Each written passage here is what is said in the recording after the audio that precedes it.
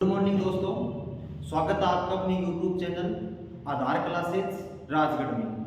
दोस्तों आज हमारी नेक्स्ट जो करंट की क्लास है उसके बारे में हम कुछ टॉपिकों के बारे में बात करते हैं जिनकी हम बात करें तो वर्तमान में वो परीक्षा की दृष्टि से महत्वपूर्ण प्रश्न बन सकते हैं। सबसे पहले बात करें दोस्तों तो सबसे पहले नाम आता है नाटो। क्या नाम आता है? नाटो। नाटो की बात करें दोस्तों इसका पूरा नाम आता है उत्तरी अटलांटिक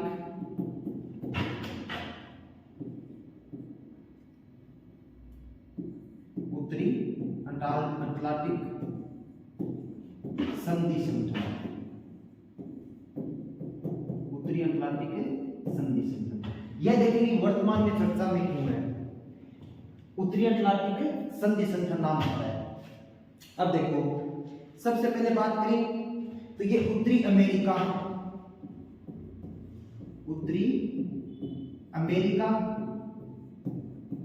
और एक जो यूरोपीय देश है,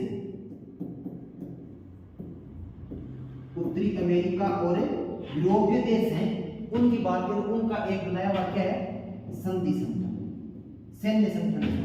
क्या है? सैन्य संगठन।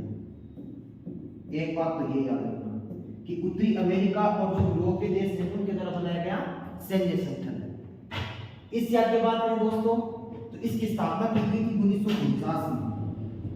स्थापना कब की गई थी? 1949 में की गई थी। मुख्यालय की बात करें दोस्तों, मुख्यालय कहां पर आता है? मुख्यालय आता है ब्रुसेल्स। तो ब्रुसेल्स कहां पर है? बेल्जियम में। कहां पर आता है? बेल्जियम में। ब्रुसेल्स कहां पर है? बेल्जियम में। वर्तमान में अध्यक्ष की बात करें, नाटो के अध्यक्ष की बात करें तो अध्यक्ष आता है दोस्तों वर्तमान में अध्यक्ष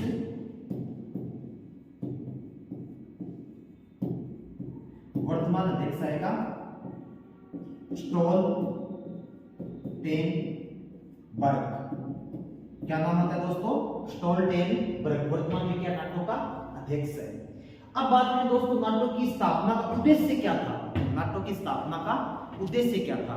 तो नाटो की स्थापना का उद्देश्य था कि सोवियत संघ के द्वारा जो साम्यवाद का प्रभाव फैलाया जा रहा था उसको रोकना। मतलब शीत युद्ध के समय बात करें तो नाटो की स्थापना का मुख्य उद्देश्य क्या था कि सोवियत संघ को रोकना मुख्य उद्देश्य माना जाता है। इसलिए इस सैन्य संगठन की स्थापना की गई थी। तो आगे बात करते हैं उद्देश्य की। नाटो की स्थापना का उद्देश्य क्या है दोस्तों? उद्देश्य में शामिल करेंगे शीत युद्ध के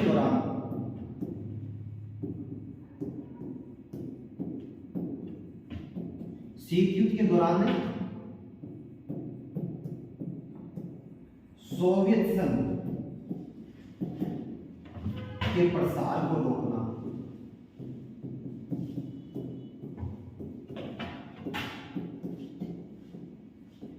शीत युद्ध के दौरान सोवियत संघ के प्रसार को रोकना इसका नाटो का क्या माना जाता है? मुख्य उद्देश्य माना जाता है।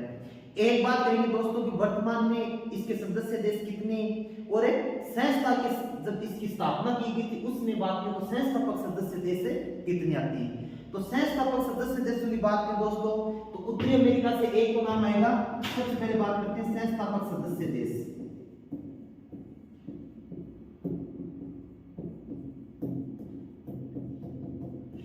संस्थापक सदस्य देश एक तो नाम आएगा Canada.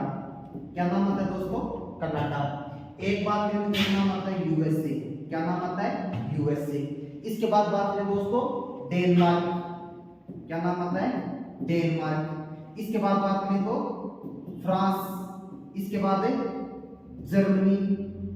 Denmark, Canada, USA, Germany, Denmark, France. इसके बाद बात करें दोस्तों नीदरलैंड। क्या नाम आता है? नीदरलैंड। एक बात करें यूनाइटेड किंगडम।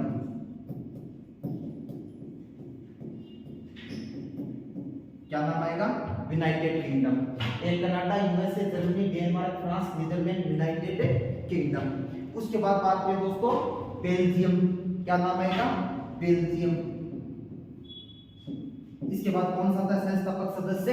बेल्जियम। कौन सा आएगा? बेल्जियम। इसके बाद बात करें दोस्तों नॉर्वे। कौन सा आएगा? नॉर्वे। कौन सा आएगा संस्थापक सदस्य? नॉर्वे। इसके बाद है आइसलैंड।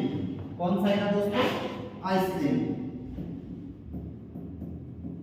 कौन सा आता है? आइसलैंड। इसके बाद बात करें तो इटली। कौन सा आएगा? इटली।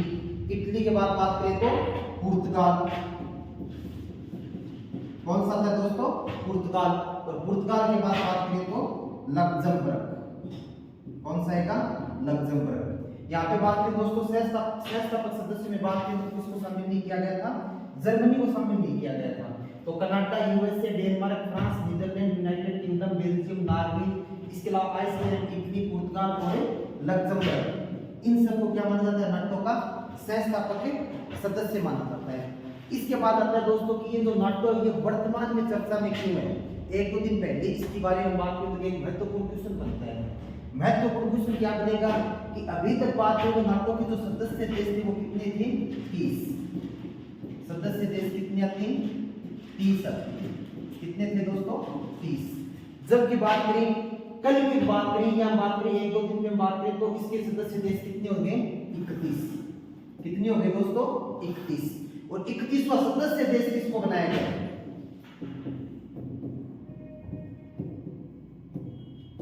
31वां सदस्य देश किसको बनाया गया है? महत्वपूर्ण हो जाता है कि वर्तमान में रशिया के द्वारा किस पर आक्रमण किया गया है? यूक्रेन पर आक्रमण किया गया है। और रशिया के द्वारा जो यूक्रेन पर आक्रमण किया गया था दोस्तों, उसके अंदर भी हम बात करें तो एक कारण ये भी माना जाता है कि रशिया चाहता है कि यूक्रेन लिख कर दे, यूक्रेन को लिख कर दे कि मैं कभी नाटो में शामिल नहीं होऊंगा। तो ये भी एक कारण माना जाता है। उसी में बात करें तो नाटो का एक सदस्य देश बना है और उसकी बात करें तो 1300 किलोमीटर की सीमा साझा करता है। किसके साथ है? रूस के साथ। और वो देश कौन सा था जो नाटो का 21वां सदस्य देश बना है दोस्तों? वो आता है फिनलैंड। कौन सा आएगा? फिनलैंड आएगा। वर्तमान में बात करें तो 21वां सदस्य देश कौन सा आता है? फिनलैंड।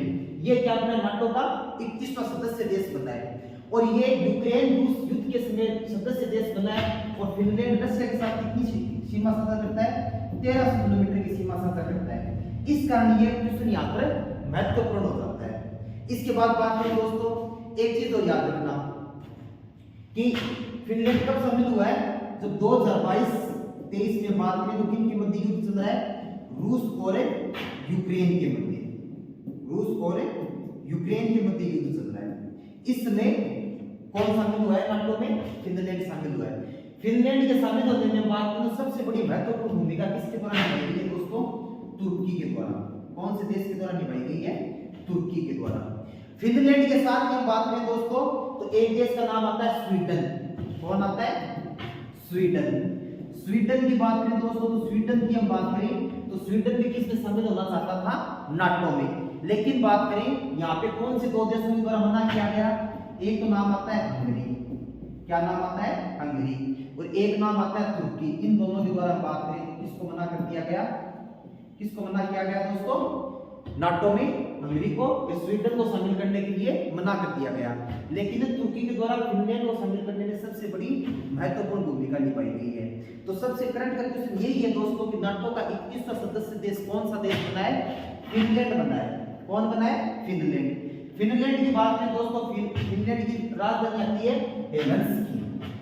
फिनलैंड की राजधानी की बात करें तो कौन सी आती है दोस्तों? हेलसिंकी। और एक बात करें दोस्तों फिनलैंड का प्रधानमंत्री, तो फिनलैंड की प्रधानमंत्री आती है, फिनलैंड की प्रधानमंत्री की बात करें तो क्या नाम आएगा? सन्ना मारिन। क्या नाम आएगा? सन्ना मारिन।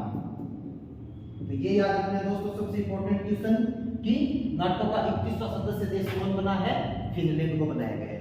इसके बाद बात करते हैं दोस्तों नेक्स्ट क्वेश्चन के बारे में। नेक्स्ट हम बात करें दोस्तों एक नाम आता है Vande Bharat express.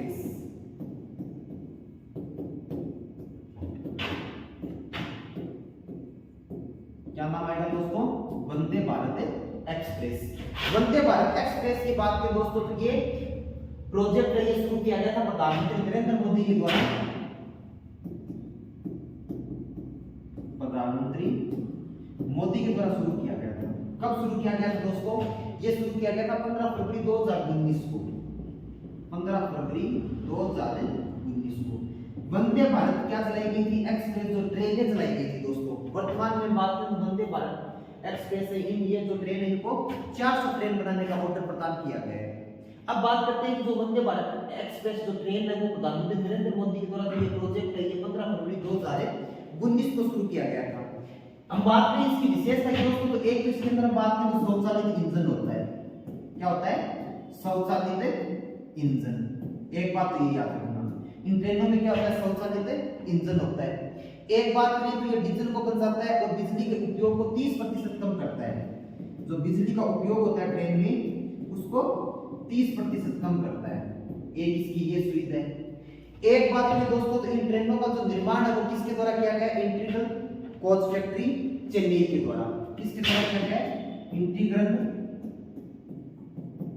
Coach factory Chennai के द्वारा किया गया है। इंटीग्रल कोच फैक्ट्री चेन्नई के द्वारा इन ट्रेनों का क्या किया गया है? निर्माण किया गया है। तो एक बात ये याद रखना कि वंदे भारत एक्सप्रेस जो ट्रेन है उनका निर्माण कहां पे होता है? इंटीग्रल कोच फैक्ट्री चेन्नई में होता है। अब देखो एक बात करें तो इसका निर्माण है वो नरेंद्र मोदी के द्वारा जो एक अभियान चलाया गया है दोस्तों, मेक इन इंडिया।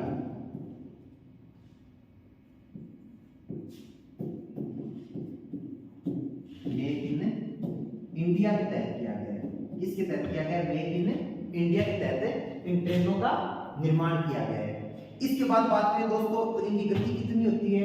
इनकी गति आती है 160 kilometre per hour.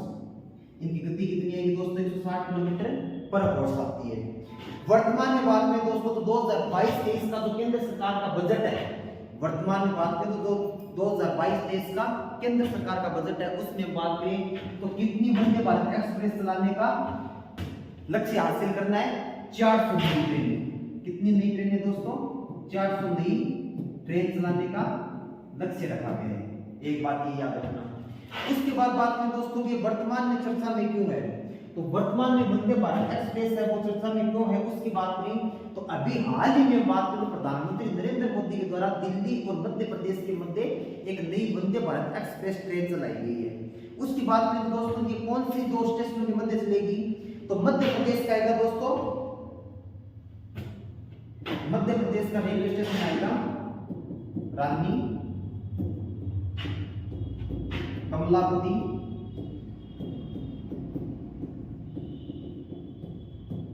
Railway station, रानी कमलापति रेलवे स्टेशन। एमपी में बात करें तो कौन सा स्टेशन आएगा? रानी कमलापति रेलवे स्टेशन आएगा।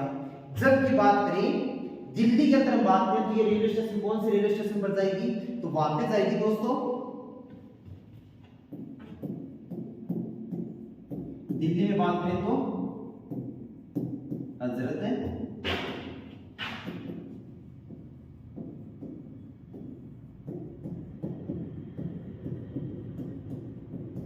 Hazrat Nizamuddin railway station. दिल्ली में बात करें तो कौन सा रेलवे स्टेशन आएगा दोस्तों? हजरत निजामुद्दीन रेलवे स्टेशन आएगा। तो एमपी में तो रानी कमलापति रेलवे स्टेशन से चलेगी। हम बात करें दिल्ली से हजरत निजामुद्दीन रेलवे स्टेशन और एमपी में रानी कमलापति रेलवे स्टेशन के मध्य ये ट्रेनें चलेगी।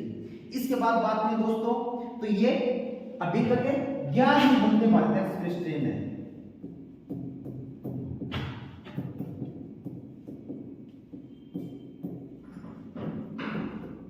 11वीं वंदे भारत एक्सप्रेस ट्रेन है। टोटल समय कितना लगेगा दोस्तों दोनों स्टेशन के मध्य, तो समय लगेगा 7 घंटा 30 मिनट। 7 घंटा 30 मिनट का समय लगेगा। दूरी कितनी आएगी दोस्तों, तो दूरी आएगी 701 किलोमीटर। दूरी कितनी है दोस्तों? 701 किलोमीटर। छुट्टी कब रहेगी? शनिवार को। ट्रेन चलेगी कब? नहीं, शनिवार के दिन नहीं चलेगी। कब नहीं चलेगी? शनिवार को छुट्टी रहेगी। उसके बाद बात करें दोस्तों एक चीज और याद रखना, एक बीच में कहां रुकेगी, तो कहां रुकेगी दोस्तों? एक रुकेगी लक्ष्मीबाई झांसी स्टेशन। कहां रुकेगी? लक्ष्मीबाई झांसी। कहां पर रुकेगी दोस्तों? लक्ष्मीबाई झांसी स्टेशन पर रुकेगी। उसके बाद बात करें दोस्तों ग्वालियर और आगरा में रुकेगी। एक कहां पर रुकेगी? ग्वालियर। और एक कहां पर रुकेगी दोस्तों? आगरा में रुकेगी। तो वर्तमान में बात करें वंदे भारत एक्सप्रेस ट्रेन वो चर्चा में क्यों है। एमपी से हम बात करें रानी कमलापति रेलवे स्टेशन और दिल्ली से हजरत निजामुद्दीन रेलवे स्टेशन के मध्य एक वंदे भारत एक्सप्रेस ट्रेन शुरू की गई है जो कितने नंबर की है 11 Vande Bharat express train. Total दूरी कितनी है कि दोस्तों 701 किलोमीटर। उसमें कितना लगेगा 7 घंटा 30 मिनट। कौन से दिन नहीं चलेगी, शनिवार को ट्रेन नहीं चलेगी और बीच में स्टेशन कहाँ का है आगरा, ग्वालियर और रानी लक्ष्मीबाई झांसी रेलवे स्टेशन, यहाँ पे क्या इसका रुकाव होगा। इसके बाद हम बात करते हैं दोस्तों नेक्स्ट टॉपिक के बारे में।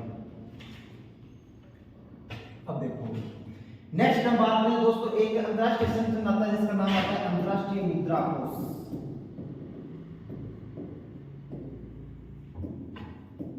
अंतरराष्ट्रीय मुद्रा कोष, इसका नाम क्या आता है IMF। क्या नाम आता है दोस्तों IMF आता है। सबसे पहले तो हम बात करें दोस्तों जो अंतरराष्ट्रीय मुद्रा कोष है इसकी स्थापना कब की गई थी। इसकी स्थापना की गई थी दोस्तों 1930 में जो आर्थिक महामंदी आई थी। 1930 में जो महामंदी पूरे विश्व में क्या आई थी आर्थिक महामंदी आई थी। तो 1930 में महामंदी के बाद बात करें इसकी स्थापना कब की गई थी दोस्तों 1944 में की गई थी। कब की गई थी 1944 में इसकी स्थापना की गई। वर्तमान में सदस्य देश की बात करें तो कितने थे दोस्तों 190। भारत कब बना था 1945 में। भारत इसका सदस्य कब बना था दोस्तों 1945 में सदस्य बना था। अब देखो वर्तमान में प्रबंधक निदेशक की बात करें तो कौन आएगा दोस्तों क्रिस्टालिना जॉर्जिवा। कौन आएगा प्रबंधक निदेशक।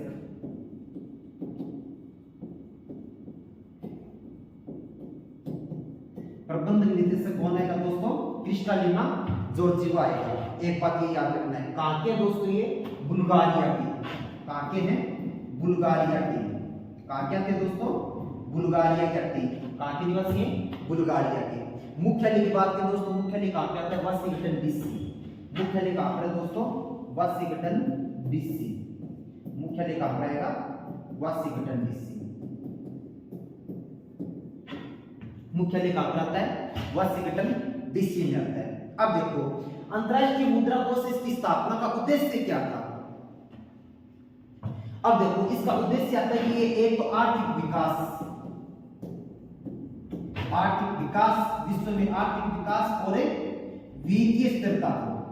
एक बात करें तो वित्तीय स्थिरता को बढ़ावा देता है। वित्तीय स्थिरता को क्या देता है बढ़ावा देता है। एक तो बात करें तो आर्थिक विकास और एक बात करें तो वित्तीय स्थिरता को बढ़ावा देता है। एक बात ये याद रखना। उसके बाद बात करें दोस्तों अंतरराष्ट्रीय मुद्रा कोष है उसके अंदर टोटल हम बात करें तो 24 सदस्य शामिल हैं। इसकी बात करें तो अंतरराष्ट्रीय मुद्रा कोष का जो बोर्ड है जो इसका बोर्ड है इसमें कितने सदस्य शामिल हैं 24 सदस्य शामिल हैं। एक बात ये याद रखना कितने सदस्य शामिल होते हैं दोस्तों 24 सदस्य शामिल होते हैं। अब बात करते हैं दोस्तों कि ये चर्चा में क्यों है अंतरराष्ट्रीय मुद्रा कोष। तो अंतरराष्ट्रीय मुद्रा कोष की बात करें दोस्तों तो वर्तमान में एक संघर्षग्रस्त देश आता है यूक्रेन। उसकी क्या की गई इसके द्वारा आर्थिक सहायता की गई है। क्या की गई है दोस्तों आर्थिक सहायता की गई है। उस आर्थिक सहायता की बात करें दोस्तों कितनी की गई है 15.6 बिलियन डॉलर की। हम बात करें तो संघर्षग्रस्त देश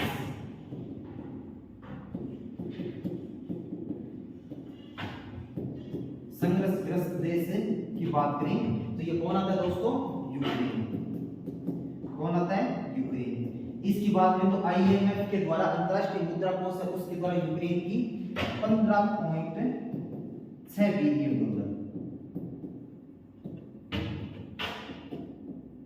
डॉलर की आर्थिक सहायता की गई है।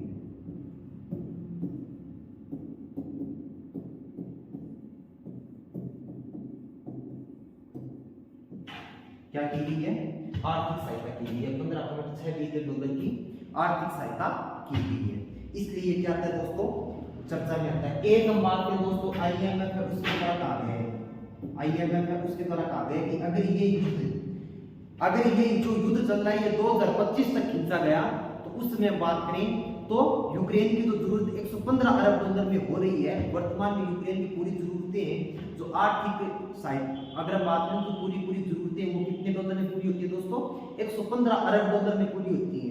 वही बढ़कर कितने अरब डॉलर हो जाएंगे दोस्तों? वो जाएंगे 140 अरब डॉलर। आईएमएफ के द्वारा क्या बात कही गई है कि जो यूक्रेन युद्ध है, यूक्रेन रशिया युद्ध है दोस्तों, ये अगर 2025 तक चलता रहा, कितने तक है? 2025 तक, तो जो जरूरतें यूक्रेन की 115 अरब डॉलर में पूरी हो रही है, 115 अरब डॉलर में पूरी हो रही है, बढ़कर कितनी हो जाएंगी? ये हो जाएंगी 140 अरब डॉलर। कितनी हो जाएंगी दोस्तों? 140 अरब डॉलर हो जाएंगी।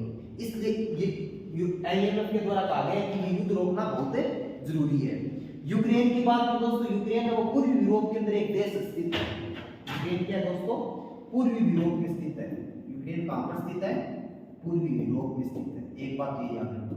यूरोपीय महाद्वीप की बात करें दोस्तों तो सबसे बड़ा देश कौन सा आता है? रूस। और रूस के बाद बात करें तो यूरोप का दूसरा सबसे बड़ा देश कौन सा है दोस्तों? यूक्रेन है। तो यूरोप का दूसरा सबसे बड़ा देश,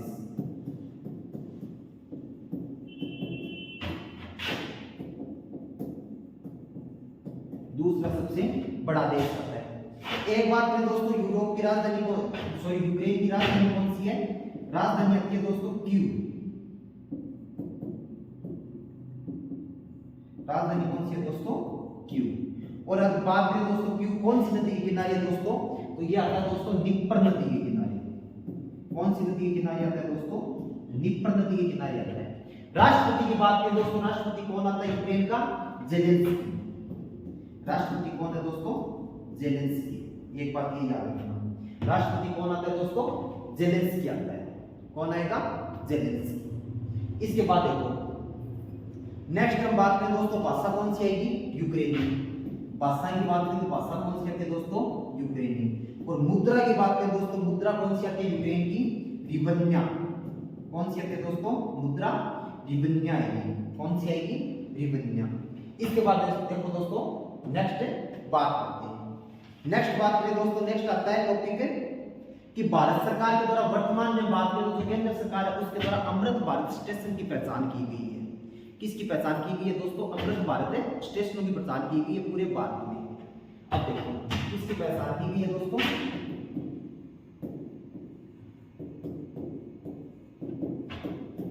अमृत भारत स्टेशन। किसकी पहचान की गई है? अमृत भारत स्टेशन की पहचान की गई है। अमृत भारत स्टेशन की पहचान पूरे भारत दोस्तों पूरे भारत में कितनी की गई है? 1275। कितनी आती है दोस्तों? 1275 रेलवे स्टेशन।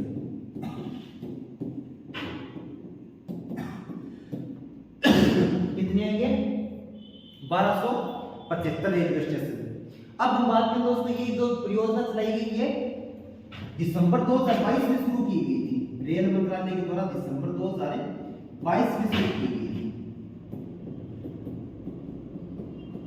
रेल मंत्रालय के द्वारा।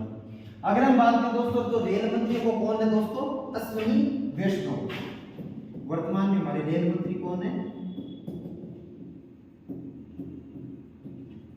अश्विनी वैष्णव। कौन आते हैं दोस्तों? अश्विनी वैष्णव आते हैं। अमृत भारत रेलवे स्टेशन की पहचान करने का दोस्तों भारत सरकार का उद्देश्य क्या है? तो भारत सरकार का उद्देश्य दोस्तों मास्टर प्लान योजना के तहत हम बात करें तो ये दोबारा रेलवे स्टेशन है इनको सभी सुविधाओं से लैस किया जाएगा। यहाँ पे जितनी भी जो भौतिक सुख सुविधाएं और जो साफ सफाई का कार्य होगा वो एक मास्टर प्लान योजना के तहत किया जाएगा। इसलिए बात करें इनको क्या बोला गया है? Amrit Bharat railway station. इसके तहत भारत में कितने रेलवे स्टेशन की पहचान की गई है दोस्तों? 1275 रेलवे स्टेशन की। ये परियोजना थी रेल मंत्रालय द्वारा कब शुरू की गई? दिसंबर 2022 में। और हमारे रेल मंत्री कौन है दोस्तों? अश्विनी वैष्णव आते हैं। इसके बाद दोस्तों बात करें तो एक टॉपिक आता है जम्मू कश्मीर से। कौन सा है दोस्तों? जम्मू कश्मीर से। वर्तमान में बात करें दोस्तों एक चर्चा में सुरंग आती है जिसका नाम आता है जेड मोड सुरंग। कौन सी सुरंग आती है दोस्तों? जेड मोड सुरंग। कौन सी सुरंग है दोस्तों? जेड मोड सुरंग। दोस्तों बात करें तो ये जो जेड मोड सुरंग है ये कहां पर है? जम्मू कश्मीर राज्य में। कहां पर है दोस्तों? जम्मू कश्मीर राज्य में। कहां पर है दोस्तों? जम्मू कश्मीर राज्य में। और जम्मू कश्मीर राज्य में बात करें दोस्तों कौन से राजमार्ग पर है, श्रीनगर लेह राजमार्ग।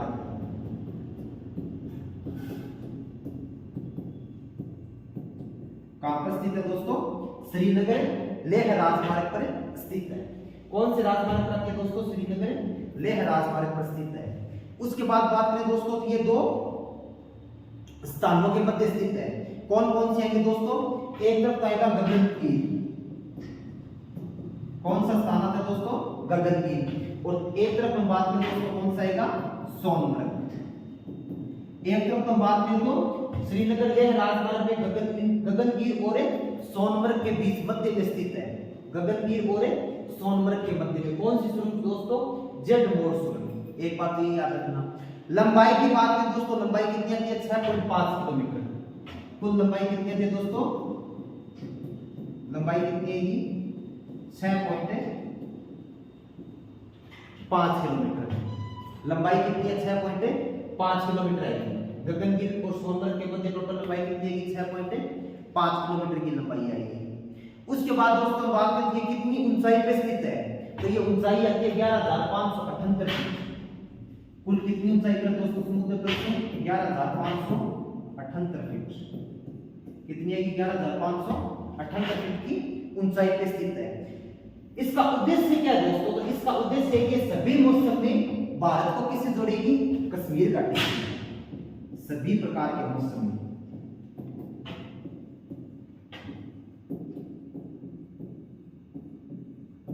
में भारत को कश्मीर घाटी से जोड़ेगी। किससे जोड़ेगी, कश्मीर घाटी से जोड़ेगी। एक बात ये याद रखना। बात करें दोस्तों ये कितने 2 लेन है, ये जो जेड मोड़ सुरंग है ये कितने लेन है, 2 लेन। इस प्रकार से दोस्तों 2 लेन बनेगी। एक बात ये याद रखना।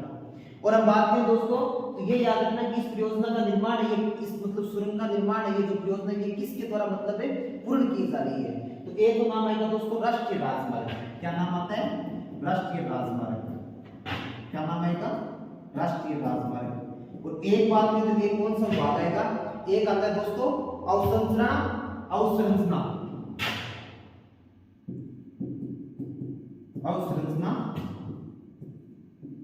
विकास निगम लिमिटेड, इसके द्वारा पूर्ण की जाएगी। अवसंरचना विकास निगम लिमिटेड के द्वारा क्या की जाएगी, पूरी की जाएगी। तो राष्ट्रीय राजमार्ग और अवसंरचना विकास निगम लिमिटेड के द्वारा ये परियोजना ये पूरी की जा रही है। ये बात याद रखना। अब दोस्तों ये जो सुरंग निर्माण हो जाएगी तो उसके बाद हम बात करें दोस्तों श्रीनगर और लेह राजमार्ग है, इसके मध्य मार्ग में जो कितने समय की बचत होगी, 4 घंटे की बचत हो जाएगी। मतलब 4 घंटे की बचत होगी। कितने घंटे की बचत होगी दोस्तों, 4 घंटे की बचत होगी। एक बात ये याद रखना। जम्मू कश्मीर में बात करें दोस्तों, जम्मू और श्रीनगर के मध्य बात करें टोटल 9 सुरंग बनाई जा रही है। टोटल कितनी सुरंग बनाई जा रही है दोस्तों, 9 सुरंग बनाई जा रही है। इनमें हम बात करें तो एक तो ये होगी जेड मोड़ सुरंग। इसी प्रकार हम बात करें दोस्तों 2024 के अंदर एक सुरंग बनकर और तैयार होगी जो एशिया की सबसे लंबी सुरंग होगी। और वो कौन सी होगी दोस्तों, एशिया की सबसे लंबी सुरंग है जोजिला में। कहां पर तैयार होगी दोस्तों, जोजिला में तैयार होगी। देखो एशिया की सबसे लंबी सुरंग,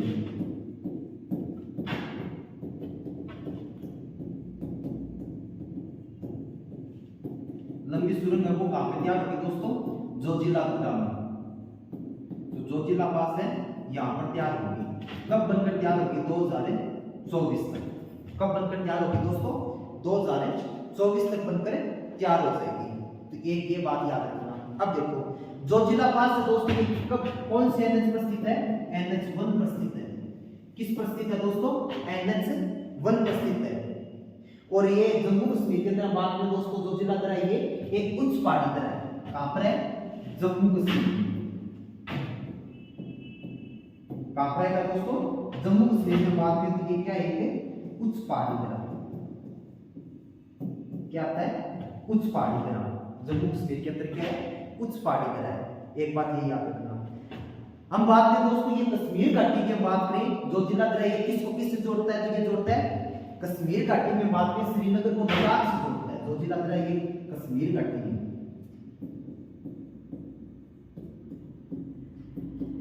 कश्मीर घाटी में बात करें दोस्तों ये श्रीनगर को किससे जोड़ेगा, लद्दाख से जोड़ेगा। कश्मीर घाटी में बात करें दोस्तों ये कश्मीर घाटी में श्रीनगर को किससे जोड़ेगा, लद्दाख से जोड़ेगा। ऊंचाई की बात करें दोस्तों, ऊंचाई कितनी आती है 3528 मीटर। जोजिलाधरा की बात करें दोस्तों, ऊंचाई कितनी आती है 3528 मीटर है। ऊंचाई कितनी आती है दोस्तों 3528 मीटर। हम बात करें दोस्तों एक दर्रा आता है फोटुला, कौन सा दर्रा आता है दोस्तों, फोटुला दर्रा।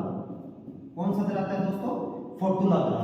इस फोटुला दर्रा की बात करें दोस्तों, ये फोटुला दर्रा के बाद बात करें जोजिलाधरा है ना, जो श्रीनगर लेह राष्ट्रीय राजमार्ग, श्रीनगर देखो ऐसे समझो,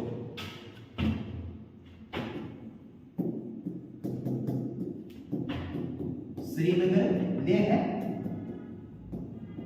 राष्ट्रीय राजमार्ग,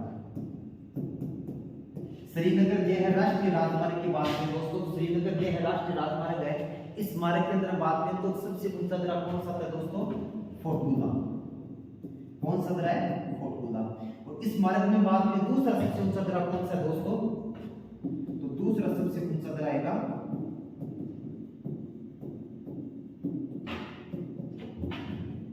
जोजिला। कौन सा आएगा दोस्तों, जोजिला दर्रा है। कौन सा आएगा दोस्तों, जोजिला दर्रा नाम आएगा। एक बात में तो दोस्तों ये जो जोजिला दर्रा है इसको क्या बोला जाता है, आइस स्टॉर्म। क्या बोला जाता है दोस्तों, आइस स्टॉर्म बोला जाता है। जोजिला दर्रे को क्या बोला जाता है, आइस स्टॉर्म। इस परियोजना की शुरुआत जो दोस्तों हम बात में जोजिला परियोजना की शुरुआत ये कब शुरू हुई थी, 2018 में शुरू की गई थी। कब शुरू की गई थी दोस्तों, 2018 में। और हम बात करें दोस्तों ये एशिया की सबसे लंबी सुरंग बनकर तैयार हो जाएगी तो 2024 में। तो एशिया की सबसे लंबी सुरंग,